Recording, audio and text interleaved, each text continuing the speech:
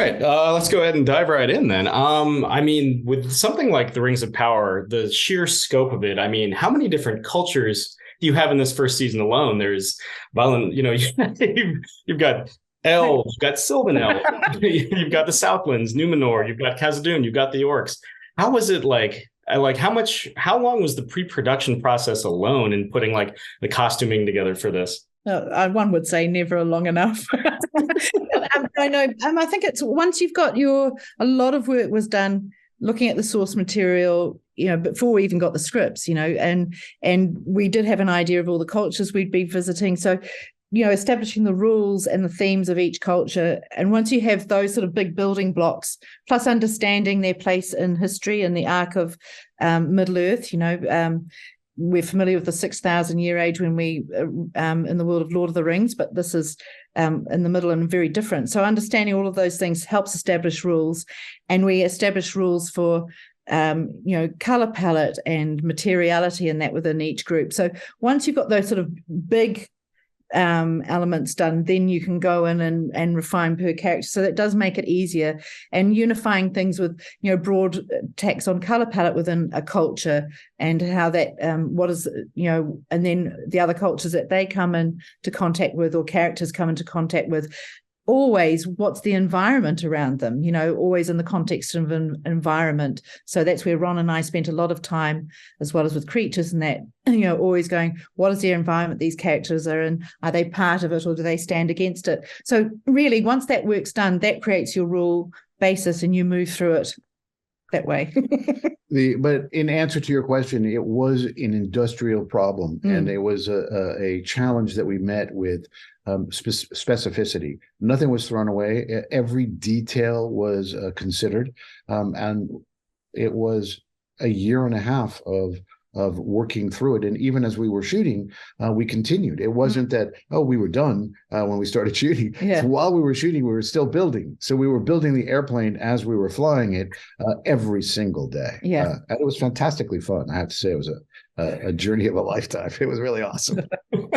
Well, to that point, though, in every single detail, a lot of these cultures are, when we see them in the films, they're kind of on the decline, or in the case of dwarves, they've been straight up like wiped out, basically.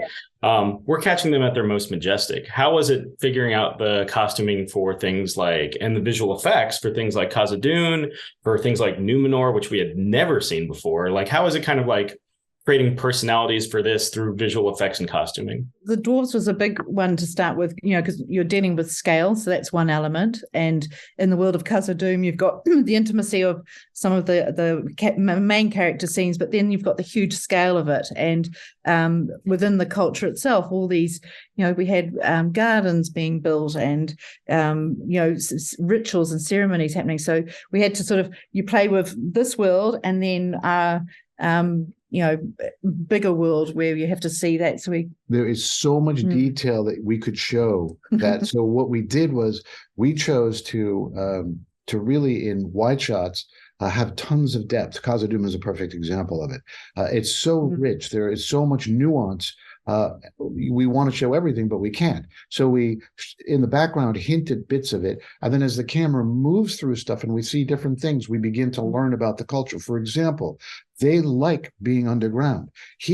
We get and this. It's a place of light, actually, not a dark, tortured place in Moria. And he feels held and comforted by being underground. There's a line in one of the scripts that tells us that he says, "I'm feeling he's in the woods with the elves, and he wants to go home."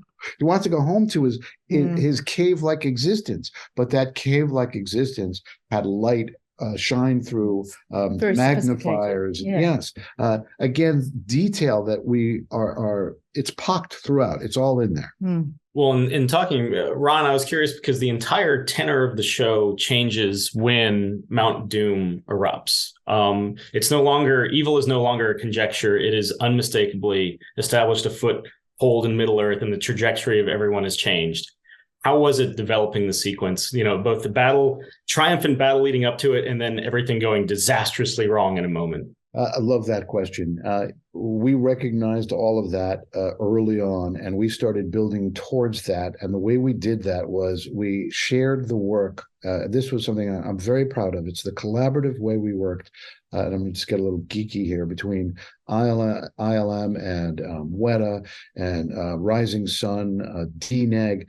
All of those vendors and some smaller vendors, Cause and Effects in New Zealand, we were all working together to build that because it's so big.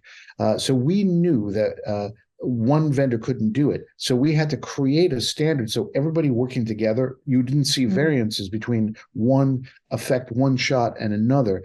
And we tested. We went out into the woods and we shot color tests with our director of photography.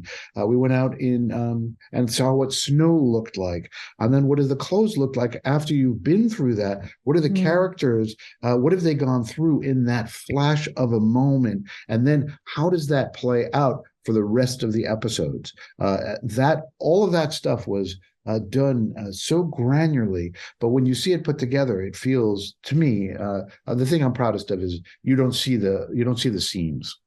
I hope you don't. No. It's quite seamless. You're good, Sally. Well done. Top marks. But what about in one culture we haven't talked about that much is the Orcs, because we spend more time with the Orcs than we do, than we've ever seen with them before. I love the bone armor kind of look and the kind of like hides and carcasses that they have. What was it about kind of expanding the look of the Orcs in their world with this story? So I'll start. Let Kate give the detail. We started looking at the Orcs as a culture that is not evil. It is not cartoon-like. There are reasons why they are the way they are.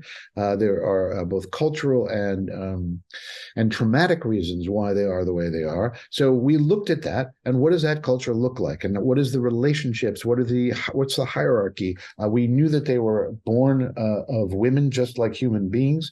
They're not grown in an egg sack. They actually come, they're families and they're baby orcs. So what would that be like? Once we started looking at that, it opened it up to a whole new perspective. And that's where Kate comes in. Working directly with Ron. I mean, there's big and small things. They're a lost people and driven underground, after the War of the Cimmerals, everything displaced, and they were driven underground, and the dwarves made their home. There's all these cultures were impacted in different ways, and they're not a formed army at this point. They're nothing like what we see in the Third Age, and we use things when you go back into the world of Tolkien, and you understand that there were the precursor of dragons, worms, giant worms underground, and all of this world. We use that as reference point for their clothes, and the image of fallen angels was another image I had when looking at them. So we created and molded all these serpent skins and things like that to clothe our orcs with, and use the bones and artifacts from old battlegrounds. Middle-earth is always about layering history. So we tried to do the same and made them scavengers in a different way, and try and create personality and stories within them. And when we get to, the fight in the village, and that there's almost a sort of Boschian-like nightmare context. We had the horse helms, Middle-earth is devoid of horses, and they were using these as a sort of what do you call it, almost like we did lots of concept art where we did these sort of horse masks, and that is trying to sort of have layers and layers within that, which is also a practical solution to how to costume a whole lot of people. So sometimes the practical created a creative answer to all of these things, but we mixed it up. And within their relationship to each other, while it's a harsh reality for them, there is still warmth and care between them. There's subtlety to it. It's not just pure evil. And that, I think, is what makes it even more interesting, in some cases horrifying. Yeah, and a lot of them are in different stages of that evolution as well. And then you get Adar in the middle of that's sort of at the, a different point in that. So it was quite interesting to sort of create these characters within all these groups. Well, I have time for one more. And I mean, in talking about humanity and evil, the kind of the nuance of it, I mean, this story is very much kind of the origin of Sauron. how did you want to chart his evolution across the season, including about how he dressed when we see him in that final shot of him walking back into Mordor?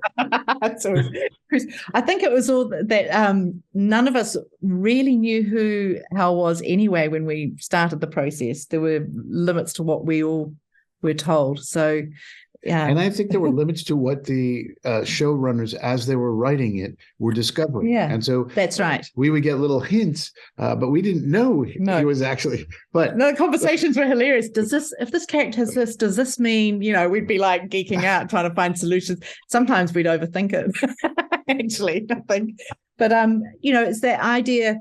In Middle-earth, the theme of his arc and is a lot like a lot of the other characters, changes with the environments, and so that was the big clue with Hal, that he was like other characters, always shifting.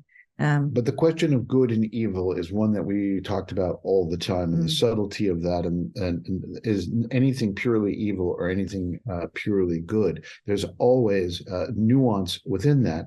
And when you see Hal's character develop, it was a fascinating thing to see that he can be both kind at points and interesting and collegial and enjoying things like making armor and swords and the things that he enjoyed, and also be attractive and loving, and then at the same time underneath there are other things that start to emerge. So I think that storytelling is what made it really kind of fun and complex. Even how we shot it, even how we showed his power as he started to reveal his power at the end.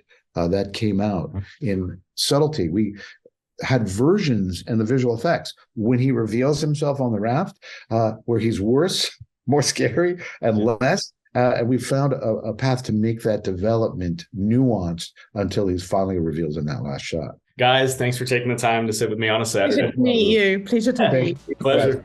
Yeah. Bye. Ciao, guys.